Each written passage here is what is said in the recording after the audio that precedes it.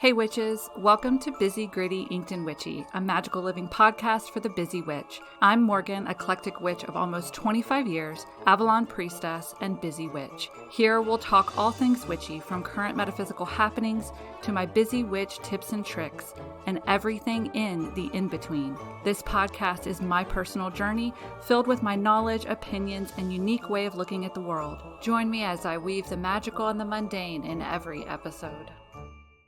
Hey witches, welcome back to Busy, Gritty, Inked, and Witchy. I am Morgan, and today's episode is inspired by I was listening to a podcast this morning, and this idea popped into my head. And I mean, the podcast wasn't even really anything worth mentioning. It was just, she was telling her story, and this idea popped into my head, and I was like, I should tell my story, but it should be about this specifically, which is weird. But it's that feeling like I need to tell part of my story for some reason, mixed with a listener request of how to develop psychic abilities. So that's what today's episode is going to be. It is my psychic journey. And I am real with you all every episode. I really am. But today's episode, I'm going to get even more real. I'm going to get even more vulnerable because my story is so fucking crazy and it is like a roller coaster. And I feel like if I'm going to tell my story, I have to tell all of it, including right up to the present moment and where I am at right now with my psychic journey. And it's probably not where you think it is. So there's a little bit of like a fun little hook for the end. But yeah, today's episode is going to be really real, really vulnerable. And of course, I'm going to throw in some tips on psychic development, how to develop your intuition, how to develop your psychic abilities, all of that kind of good stuff. So let's jump in and start with my beliefs on psychic abilities, because I feel like this is something that I really need to make clear before I start with my journey, because a lot of people have a lot of different views on psychic abilities. And I personally believe that we are all born open. And over time and through social conditioning, we close off our abilities. So basically what that means is I believe that when we're children, we're completely open. There are no limiting beliefs. There's nobody telling you, oh, you don't really see that. You don't really hear that. So as kids, we're seeing dead people. We're probably hearing dead people. We know the future. We know our past lives. I don't know exactly. And of course, I think everyone's different. So maybe this person knows their past lives, and this little toddler over here can see all of their ancestors. Like, I don't know who has what, but I believe that we're all born open. And what ends up happening is, you have that toddler that's like, oh, honey, who are you talking to? Like, oh, I'm talking to grandma. Like, oh no, grandma died years ago. Like, no, she's right here. And what happens? The adults say, no, honey, there's nothing there. And so with years of this social conditioning of, oh, you don't see that thing, you don't hear that thing, that is not happening, that is not a thing, you don't know the future, you don't know the past before you were alive, these are all quote unquote impossible, we shed them. We start to grow these limiting beliefs of, oh, okay, so I see grandma standing there, but mom says that grandma's not standing there, so it must just be my imagination. And there's a limiting belief that was born. And so you start to close yourself off, okay? So I believe that, yes, some people are born with more abilities, more psychic abilities, just as there are people born who, oh my God, their artistic abilities are freaking phenomenal. Do you know what I mean? Like, they can close their eyes and draw with a pen someone's face perfectly from memory. Okay? That's something you're born with. Okay? That's not something you can learn. That's something you're born with. And there's people that are, they're freaking 7'8" And so as they grew up as a kid, they were playing basketball, but they just have these amazing physical abilities that make them better at sports. Or there's people, God, like my son, who he can hear a song and grab a guitar, and after listening to a song 1, 2, maybe 3 times, can play it on the guitar, you know? So he was born with that ability. There are people that are born with extra abilities.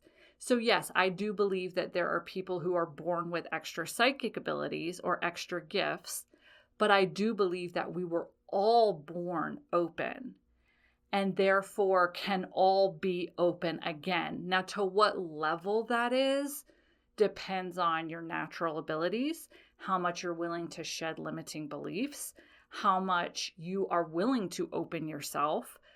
Fear comes into play, how much practice you put in. Like, all of these are factors, okay?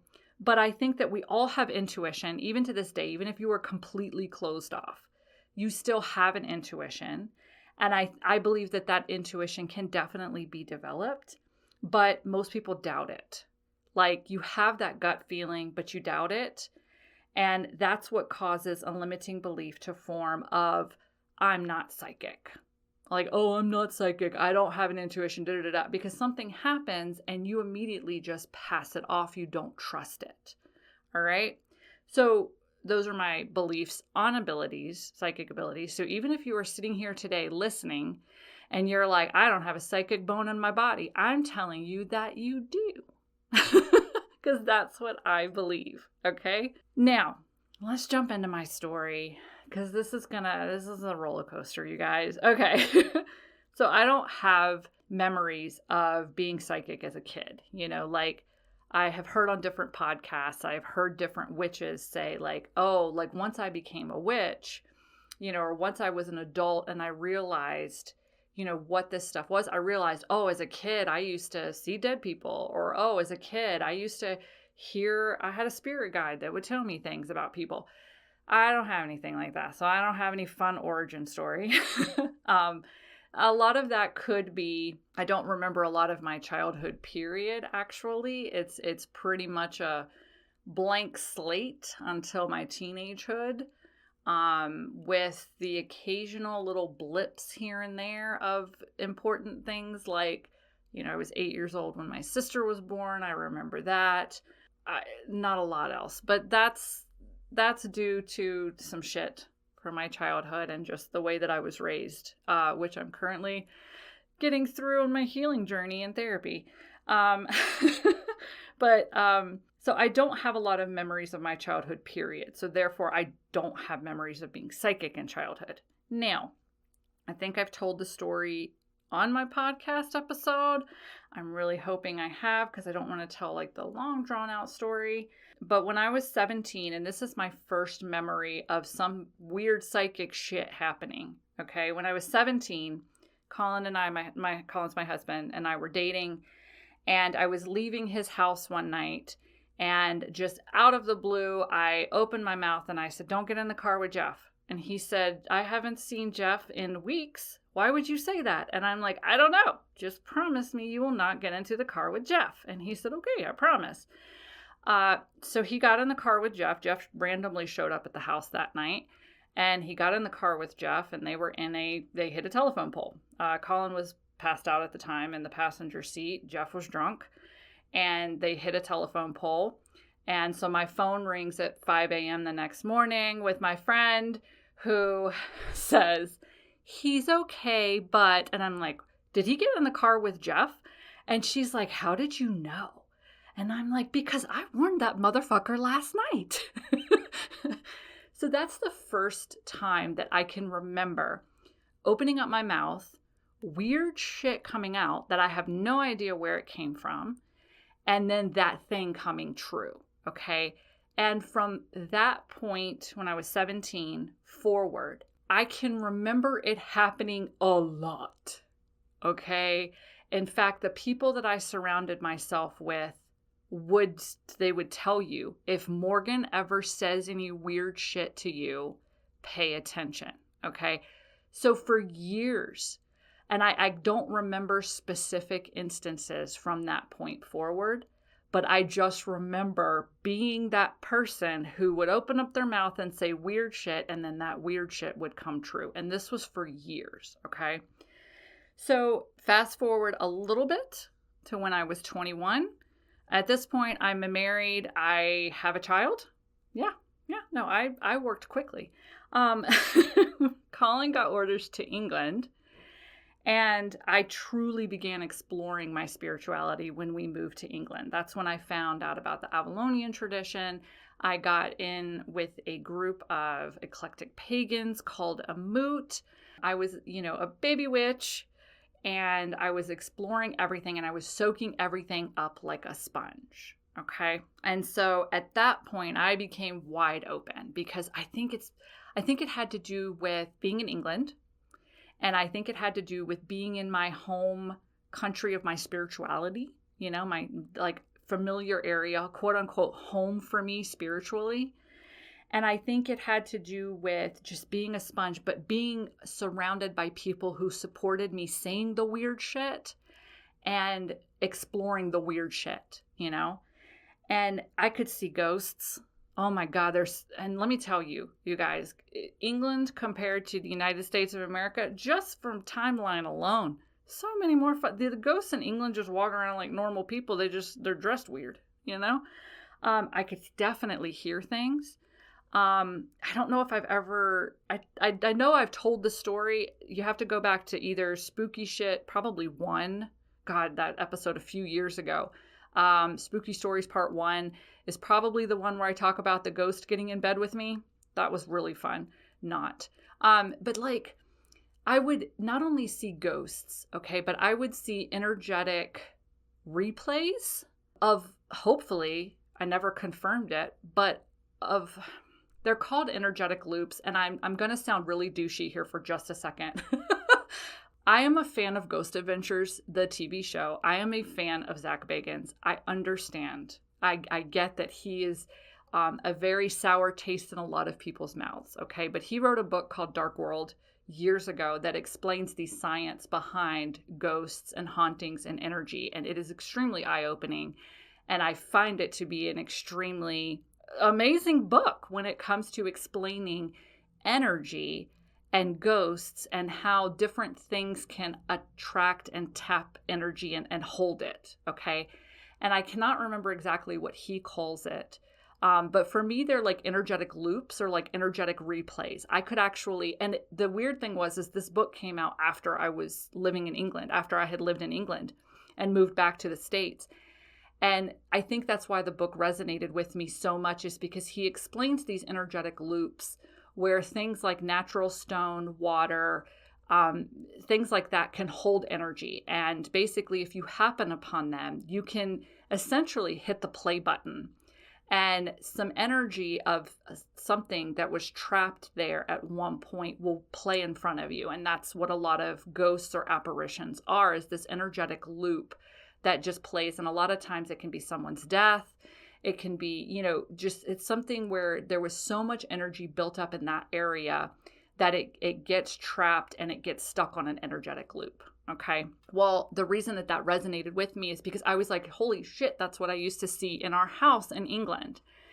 And it was basically an energetic loop of these two adorable boys playing in a laundry basket in our bedroom. And I could see them. I saw them several times. And I was like, oh my God. And at the time, did not know about this energetic loop thing. Zach Bagans had not written this book. And I was like, oh my, and I knew that I could see dead people. Because if I told the story back about the ghost getting in bed with me, when I described the ghost to my friend who lived on the street over from me, I think his name was Clyde. She was like, oh, that's Clyde. And I'm like, who the fuck is Clyde? She's like, he's the ghost that wanders our neighborhood. He follows people home. And like, just by describing what he was wearing and looking at everything, she knew who he was. So that's evidence that I collected that like, okay, I can see dead people. All right. So when I saw this energetic loop of these two little boys playing in a laundry basket, I got really sad because I was like, I see dead people and here's two little boys. So it wasn't until Zach Bagans' book came out that I realized maybe I wasn't seeing dead people, or at least for the two little boys, it was an energetic loop. But the crazy thing is when we were moving out of that house in England, we were cleaning it so we could get our deposit back. And there was a built-in bookshelf in the living room that had always been wonky, like cockeyed, like it was like an alcove that someone had just shoved a pre-made bookshelf into, and they couldn't shove it straight. So it had always been wonky. And so I'm finally, after living there for 3 years, trying to get this bookshelf straight because I didn't want the people to think that we had done it. And I'm dusting and I'm trying to move this shelf and get it straight. And I finally pop it into place, and out falls a photo strip of pictures of the two little boys that had been taken at a photo booth. And I was like, oh my God, like at that moment I started crying. I don't know. It wasn't until I had read Dark World that I said, maybe this was an energetic loop. Maybe this wasn't, these boys were dead. Maybe I was just seeing an energetic replay of them. Their energy got stuck in the house and they were playing. They had a great time, because energy can be good, bad. You know what I mean? It could be a really happy time when a lot of energy is being put out. It can be a really sad time or a tragic time that gets stuck in these energetic loops. So that's what I'd like to think of it. But anyway, oh my God, tangent. That wasn't even in my notes. So anyway, in England, I was wide open. I carried this back with me to the States.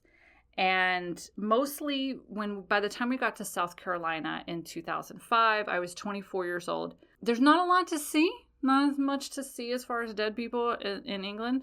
But I could definitely hear. I definitely was clairaudient at the time. I could hear people fighting that weren't really there. My husband couldn't hear things. I heard there was a beautiful gospel singer that would sing me to sleep at night. Oh, beautiful. But I was definitely clairaudient more than anything else. And so at that point in 2005, I opened up my metaphysical store. It was a brick and mortar store. And that is when things super took off. Okay, super took off. I was at the store 5 days a week, and maybe even 6 days a week. And it was a little small town in South Carolina, so in the Bible Belt. And so I was bored a lot. So I would just read. I'd get new books in, I would read them. So at that point, I could see auras. I got bored and started teaching myself tarot. I mean, everything. I was so wide open, and I had surrounded myself again with people who supported this version of me. And so I started reading. I was confident enough in my tarot ability to start reading for customers that would walk into the store, and I would do aura readings. And you have to understand first off that tarot is a tool. Okay. So any type of messages that you get from tarot are not from the cards. And anyone who just strictly reads the cards, like memorizes and reads the cards, is not I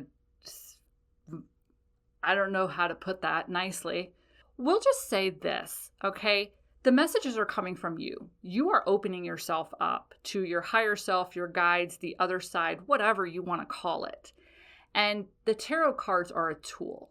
Okay. And that should be true of anyone. So if anyone is just strictly memorizing cards and then rereading them, you're not getting your money's worth. Let me put it that way. And I've had tarot readings done where a person will flip over a card and just basically read me the definition of the card out of the book, but like from memory. And I'm like, oh, you just memorize and recite. You're not a real card reader. I hate to say it that way, but I mean, it's the truth. Anyway, so tarot is just a tool that I use, but it is a tool that very quickly tapped me into the other side. Okay. So like I started reading tarot cards professionally for people. I didn't even know all the meanings to the cards because I realized immediately that the cards didn't matter. The cards were a tool. The cards were a trigger. So like you sit in front of me and I would put the cards out and I would be like, okay, so this card means blah, blah, blah. And then all of a sudden I would get a message download and I'd be like, oh, no, we're shifting over here. Follow me. Let's go. Let's go on this journey. And I would start talking and talking and talking. That's when the real shit happened. All right. So I could tell you something that had nothing to do with that fucking card that flipped over. Nothing. And I didn't even know the meanings to half the cards when I started, because I was not reading tarot cards. I was using the tarot cards as a tool to open me up to the other side. So it started again. You would come to me for a reading. I would start flipping over cards, but then I would open up my mouth and weird shit would come out. And so I always prefaced with that. I'm like, look, if I just start rambling, just pay attention. And people would be like, all right. Because the rambling is where the magic happens. Those are the messages, okay? Not the Sun card, not the Strength card, not the Ten of Wands. Those are not the messages, okay? The messages are when you flip over that Ten of Wands, what the fuck pops into your head? So I'm going to tell you 2 quick stories. This episode's going to run long today. I just looked at the time. But I really, there's something about this story and this episode that needed to be told right now, okay? So I'm going to tell you 2 quick stories about when I did read tarot cards, because they're the coolest fucking stories ever. So I remember this guy was visiting his friends from England. He was from England visiting his friends in the States. That's a better way to put it. And he loved having his cards read. And so I remember the card too. This is how, like, what? So I'm reading his cards and I flipped one over. And it was the Knight of Wands. And I immediately looked at him, just mouth open, no filter, no connection between mouth and thought, just blurted out, "Are you gay?" And at that moment I went, oh, fuck. I can't say that to another person. What if he's not gay? What if he sues me? What the fuck did you just do? And I'm looking around because I'm like, why did you do this to me? So he starts laughing. And I'm like, oh, here it is. I should just go ahead and give him his money back right now and hope that he doesn't fucking sue me. And I'm like, the Knight of Wands doesn't even mean gay. There's no gay card in the tarot. Like, what is this? So he starts laughing and he says, I've been getting my cards read for every few months by different people for years. He said, not a single one of them has ever picked up on that. He's like, how did you know I was gay? And I was like, you're gay? And he's like, yeah. And I'm like, oh, thank God. Like this relief came over me. Like, he's not going to sue. Oh, thank God. So what came from there, and this is the part of the story that I don't know if I've told this story before. I get very confused as to what I've told on the podcast versus in my Ink Spirit Coven. But the part of this story that has always stuck with me is after that opened up, and we got that out of the way, it opened up this thing. And I said, you're about to meet this guy that seems perfect. And he's not what he seems. And he's like, I haven't met him yet. And I'm like, no, you have not. But, and so I told this guy, I was like, you don't go for him. I was like, he's going to beat you. And the guy was like, what? And I was like, I don't know. You have to understand, I don't know where this information comes from, but I am telling you, like, please just turn your back on him. Like, and I even told him, I was like, he's going to say something like blah, blah, blah, blah, blah. And when you hear that, just think of me and be like, I need to walk away. So months go by and he had come in with his American friend, who is stationed here. And she said, hey, do you remember me? And I said, I do. How's your friend? And I don't even remember his name anymore. It's so bad. But I said, how's he doing? And she said, well, that's why I came in. She said, he wanted me to, oh, sorry, guys. Okay. She said, he wanted me to tell you he's sorry. And I said, for what? She said, he didn't listen. She said, he just got out of the hospital. And I said, for what? She said, he met the guy that you told him that he was going to meet. And he thought about it. He was like, oh, I was warned about this, but whatever. She said they were in a relationship for a few months and then the guy beat the shit out of him and put him in the hospital and he just got out. And I said, and after all of that, he told you to come in here and tell me that he's sorry he didn't listen? And she goes, yeah. And I'm like, what the fuck? Like, I'm just the messenger. And she's like, he just wanted to say thank you for trying to warn him and that you're amazing. And I'm like, whoa. Okay. So as you can see, here it is. I don't even know how many years later. It's been more than a decade probably 15 years, and I'm still, like, that story still gets me so much. And then the other one is I was with a friend, and he was bringing this. He had a friend. It was like, oh, you have to have your cards read by her. And so this guy's like, just so you know, I don't believe in any of this shit. And I'm like, cool, that's great. I love to hear that, by the way. I would love to hear that people don't believe in shit, because then I would just go like balls to the wall, like completely open. And so I'm flipping over these cards, and I'm like, okay, about a year ago, you stopped living your life. And I'm flipping over cards, and I'm like, oh my God, like, your family has tried to get you to, like, start living life again. And, like, you just, dude, whatever happened to you a year ago, you got to get over it. You got to get back out there. Like, you can't keep holding on to this shit. Da, da, da. And so this guy, just completely stone-faced, looks at his friend and says, did you tell her anything about me? And the guy's like, nope. And he's like, all right. So he's like, he gets to the end of the reading, and he's like, okay, are you done? And I'm like, yeah. And he goes, okay, I'm going to tell you my story now. And I said, okay. And I'm sitting there thinking that, like, a year ago, this guy was broken up with or something, like, and he just couldn't get over it. And because I even said something about a month ago, you tried to get out there, it didn't work, but you're really holding yourself back. It's time for you to just move on and let go of all that shit, right? And in my mind, I'm thinking it's a breakup. So that's when he looks at me and he says, 1 year ago, my wife died. And I said, oh, fuck me. Oh, fuck. What did I just told a grieving gentleman to get over it and move on with his life. Morgan, what the fuck? So again, I'm looking up and I'm looking around at, like, my guides, and I'm like, oh, y'all, go fuck off somewhere right now. Why would you let me say that to him? So he's like, 1 year ago, my wife died. He said 1 month ago, he said, because my family told me it had been time enough that I needed to move on.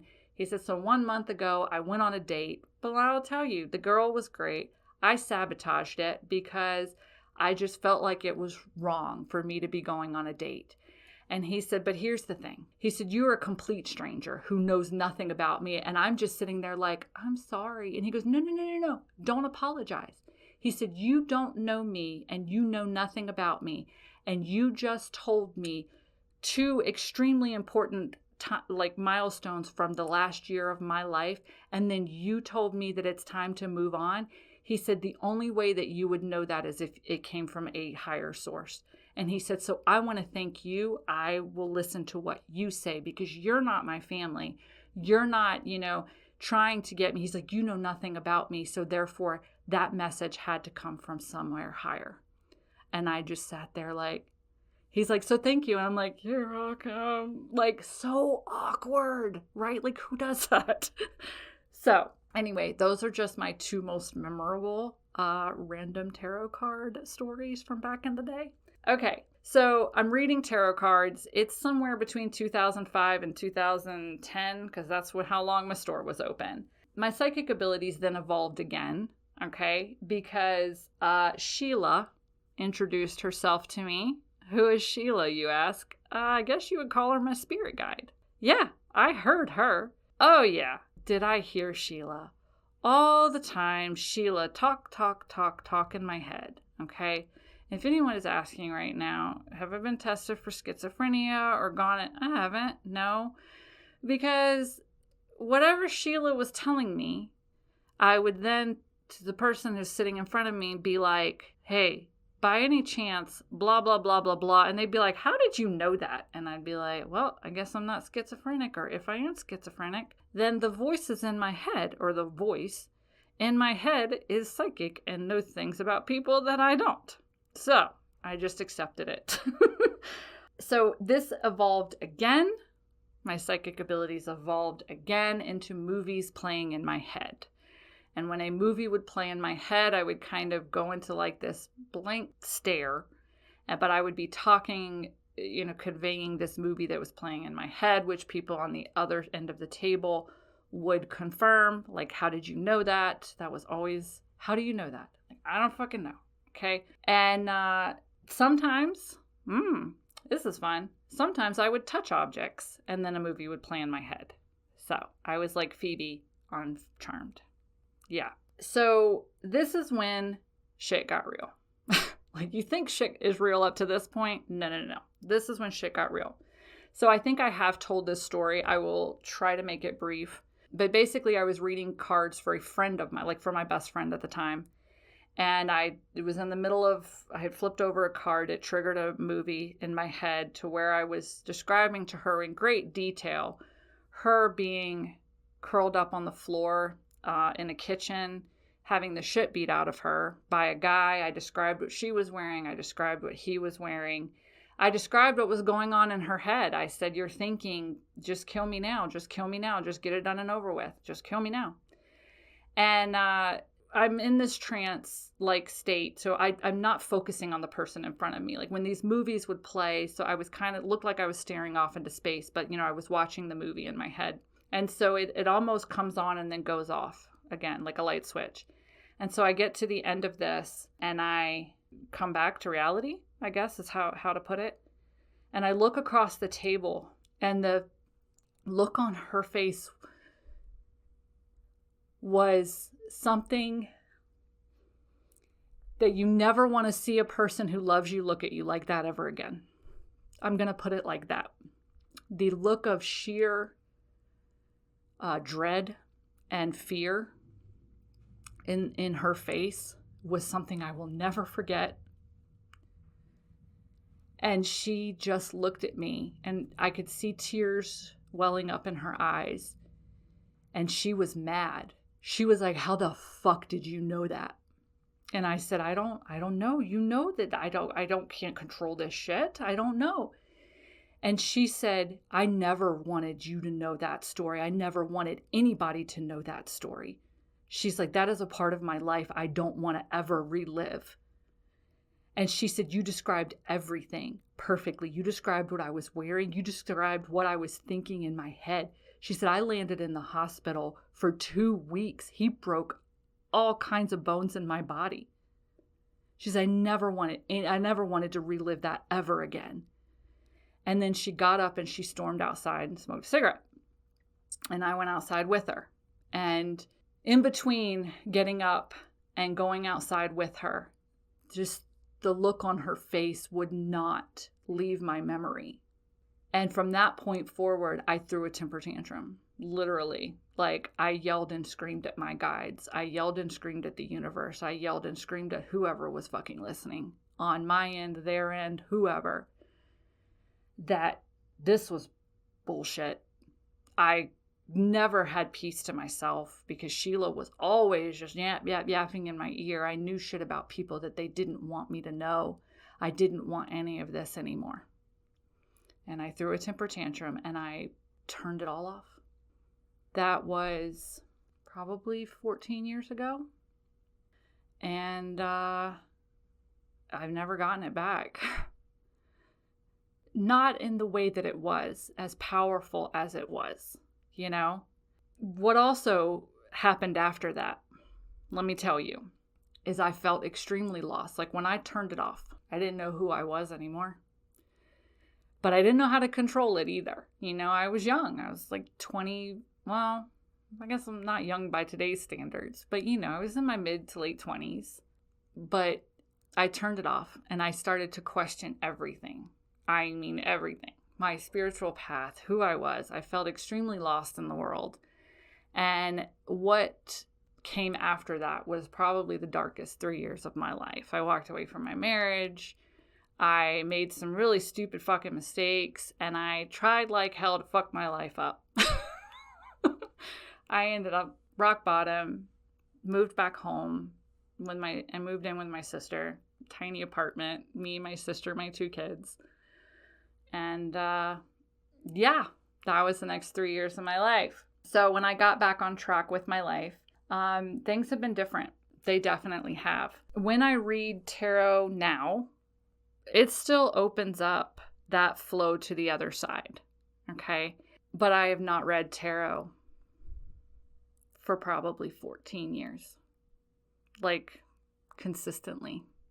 And maybe this is why I needed to tell this story, because it hit me when I was writing the notes for this podcast episode today. that I just have fear.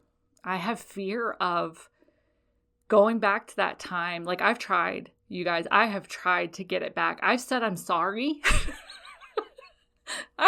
I have literally been like, hey, so do you remember like 15 years ago when like I said I didn't want it anymore? Yeah. So I was just a dumb kid, and like I'm so ready for this now. Like, so can I just get those psychic gifts back? Because like I fully think I can like handle them now. I literally have tried that. It doesn't work. You get laughter back. I've been told numerous times in numerous meditations and visions and all kinds of shit that my gifts they're still there. They're still there. I don't think you can ever lose anything. But they're going to be back in a different form, or they've evolved again into different forms. And I completely understand that. But I think when I was writing the notes for this podcast episode, it hit me that I'm holding myself back. I'm holding myself back from completely opening again because I saw what it did before and I couldn't handle it. And let's face it, the devil you know is better than the devil you don't know. And at the moment, the devil I know is being closed off. You know, that keeps me safe.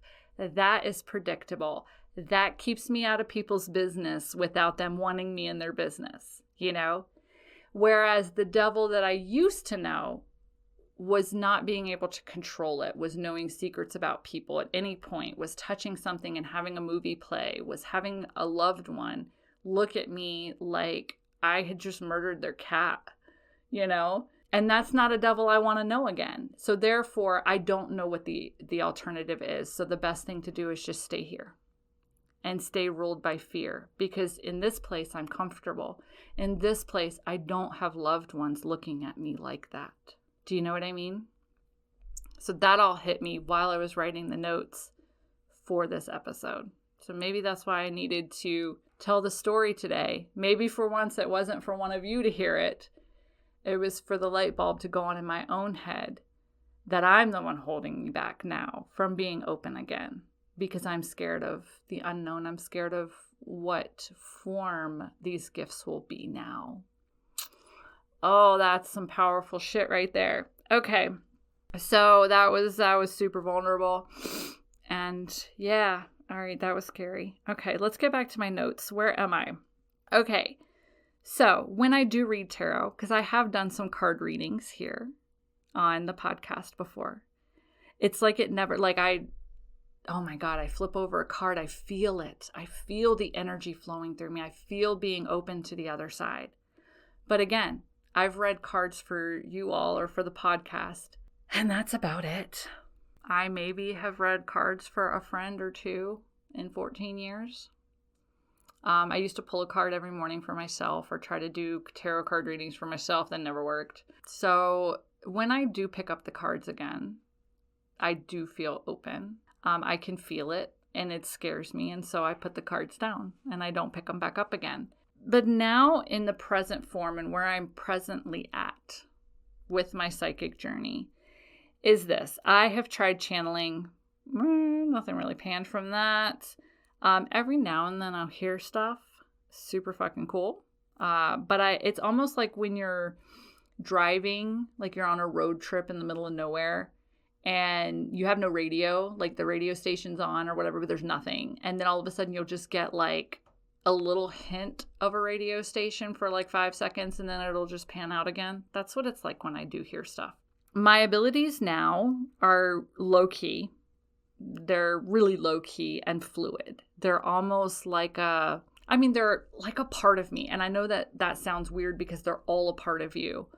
But like if you're a person who is super fucking psychic or has shit happen, like it almost becomes its own thing outside of you, you know? But now I feel like it's still a part of me. So for example, okay, great example of this. I do open myself before podcast episodes and before I teach ink spirit lessons.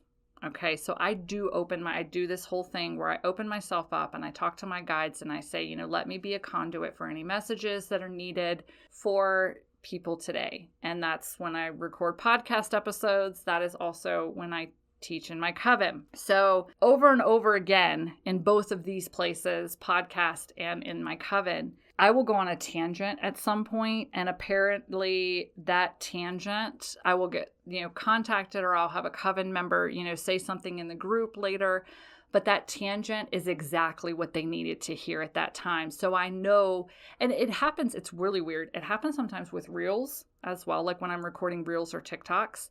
It happens sometimes there too, where it's like I feel like I need to create something, or when I have done the spirit messages, I haven't done them in forever, but like I will literally download something during a meditation and I will write it down, and then I'll put it into a reel or something, and someone will be like, oh my God, how did you know this? Like, how did you know that I needed to hear this right now? And I'm like, that's what I mean by like it's more of a part of me. It's just something I don't have to tap into.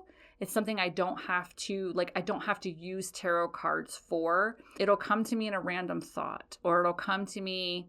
Downloads happen a lot for me as soon as I wake up in the morning. And that's a very powerful time for me. So as soon as I wake up in the morning and you're just kind of laying there in that in-between state, that's when some powerful shit can come down. It is crazy.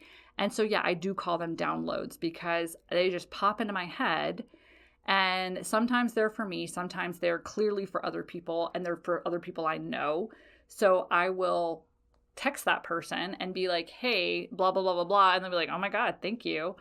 And I'll be like, cool. Or if I will get the message, then like turn this into a reel. Like this needs to go out on social media. This message was not for you, or this message is for someone else.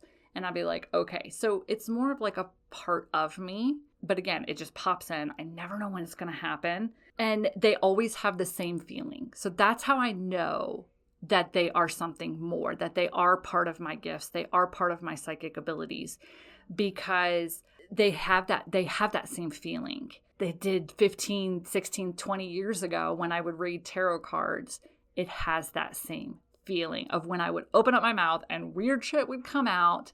So I know that when these thoughts pop into my head or these downloads happen, they have that same feeling. So I am slowly gaining it back through practice, but it's definitely not the same as it was before. It's definitely more, I like to say, low-key and fluid. That's what it is. Yeah. So now that we've gone on to what's probably one of my longest fucking podcasts ever, I'm now getting to the tips for psychic development. And if you're at this point like, this bitch just told me that she lost her fight, or she turned her back on her psychic abilities, why the hell am I going to take tips from her? I get it. No, I get it. But I'm also a person who has been there, done that, got the t-shirt, threw the t-shirt away, and now I have a tank top. So, like my metaphors. All right. So tips. Number 1 is you have to build evidence to support your psychic story. Okay. So your brain is, here's the psychology behind it. Your brain is always searching for evidence to support something in your head. Okay. So if you have an idea, and this is how anxiety becomes so powerful, because the minute you have a panic attack, the next time that something weird comes up, your brain goes, this caused a panic attack last time, so therefore it's going to cause a panic attack this time. Your brain is always searching for evidence to support an idea, okay? So you have to build evidence. So when something psychic happens, write it down. If you have a weird dream, if you have this gut intuition thing that happens, if you open up your mouth and weird shit comes out, write it down. Then if it comes true, or if the person says, how did you know that? Write it down. That is building evidence to support the idea that you are psychic. Okay? That is supporting your psychic story. So that's what you need to do. Otherwise, what's going to happen is you're going to be like, I really want to be psychic. I really want to be psychic. Nothing is coming, so therefore I'm not psychic. And then your brain's just going to start to build evidence to support that thought. And then you're going to keep yourself blocked. So you have to build evidence to support your psychic story. So the easiest way to do that is write down when shit happens, or when shit happens that you predicted or that you saw coming, or when you had a gut instinct about something and it proved to be true.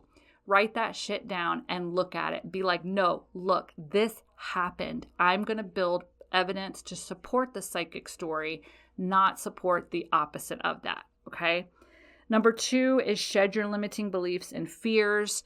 I already stated this is something I'm struggling with. So it is harder for me to shed the fears because I lived through it. So again, when I go to build my psychic story and I say, but no, I used to be open. I have all of this evidence to support that I am psychic. My brain goes, yeah, but the look on Michelle's face. And you're like, fuck. Nope, that's true. That is 100% true. I'm keeping myself closed off. And so limiting belief is born that if I open up myself again, it will be the same way. And then I will have loved ones staring at me like I'm a murderer. Yeah. So how you shed a limiting belief is your own way. It is just creating evidence to support the opposite of that limiting belief. It's understanding where the limiting belief came from. Did it come from you? Did it come from a past experience that you had? Or did it come from your parents telling you, no, honey, grandma's not over there. Grandma died 5 years ago. So where did the limiting belief come from and how long have you had it? Of course, the older ones will have deeper roots, a little bit more digging, a little bit more shadow working to get out of, like to get them out and behind you. But that's the next thing. You've got to shed limiting beliefs and fears. Maybe view it like, what if? Have fun with it. Like, what if I was psychic again? Like, how much fun would that be if I could, fucking see movies in my head? Like, I know how to control it now. Maybe that's what I need to do. Again, light bulb moment. Like, what if? What if I had movies playing in my head again? What if I was clairaudient again? What if I had Sheila back? What if? Anyway, number 3, practice, practice, practice. My 2 biggest psychic spans of time were when I lived in England and when I had my brick and mortar store before. And I was always doing shit. I was always doing witchy shit. I was always doing psychic shit. I was always doing shit that had that supported both of them. So even though you're like, well, Morgan, you run an online metaphysical store now, you teach a class, you do the podcast, all of this is witchy shit. It is, but I don't take a lot of time to do stuff for myself. I'm always doing for the business. So that's another thing, but just immersing yourself in it, creating a support group around it too. The more people that you have around you that are like, fuck yeah, you're psychic, or hey, can you read my tarot cards? And then when you do practice on them and the shit is all real, then that's evidence that you're building. But that person's like, see, I told you could do it. So you have to practice. You have to surround yourself with it. And you also have to have people around you that are there to support you on the journey. Okay. And then number 4, which is my last one, try different doorways. So any type of message that you're downloading, it does not come from the tarot cards. It does not come from the pendulum. It does not come from the runes. It does not come from the scrying mirror. The message comes from you.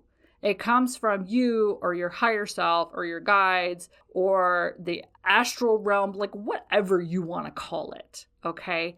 But you are essentially a vessel for this message to flow into, and then you do what you need to with it. Okay, so the message does not come from the tool. So therefore, experiment with different tools to find one that works for you. All right, tarot worked for me, but also free writing works very well for me when you just start to brain dump, scrying, mirrors, candle flames, sometimes just staring into a damn fire or incense smoke works for me. I really have learned to pay attention, like I said, when I wake up in the morning, in that in-between state. So try different things. Have fun. Try runes. Try tarot. Try an oracle deck. Try scrying. Try just sitting in silence. Try meditating. Try all these different tools so that you can find the one that opens you up, really opens you, and that you get those messages or you get that connection to the other side. Okay, so that's what I have for you all today. Very long episode. I hope that I kept you all the way to the end, and I hope that you found it helpful. This month in the Ink Spirit Coven, we're doing spell writing. We are finishing up with the element of air, and in June, we're moving on to the element of fire. But we are going to be doing spell writing here in a couple of weeks, the lesson, and then the workshop which are actually back to back because we're taking off for Mother's Day. And if you happen to listen to this episode when it airs on the 8th, we're actually getting together on Zoom on the 9th to just hang out. So if you join Ink Spirit, then you get to hang out with us on Zoom, get to know your fellow coven members. And yeah, so we're working on rewilding your inner witch this year. So we're going through and deep diving into all of the elements, and we're working through it by seasons. So even though we're almost done with air and the spring season, you would still have access to all of the old replays of the lessons, as well as the Book of Shadow pages when you join the coven. So then you can just pick up with us with spell writing and then move forward into fire. And then after that is water. After that is earth for the winter. So if this sounds good to you, and if you're really resonating with my vibe as a magical mentor, then head to inkedspirit.com to learn more and sign up. I want to thank you all for listening, for staying here for almost an hour today. This is crazy. But for giving me a platform and a safe space to be vulnerable with you all and to share my crazy roller coaster of a psychic story with you all. So thank you for being there and for encouraging me to do things like this. So until next time, I will see you all then. Bye.